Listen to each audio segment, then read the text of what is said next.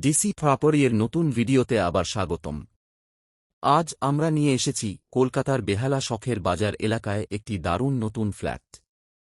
টালিগঞ্জ থেকে মাত্র ৩ কিলোমিটার এবং শখের বাজার থেকে প্রায় ১.৫ কিলোমিটার দূরত্বে, মতিলাল গুপ্ত রোড থেকে মাত্র ১০-১২ মিনিট হাঁটা পথেই এই আকর্ষণীয় G3 বিল্ডিং।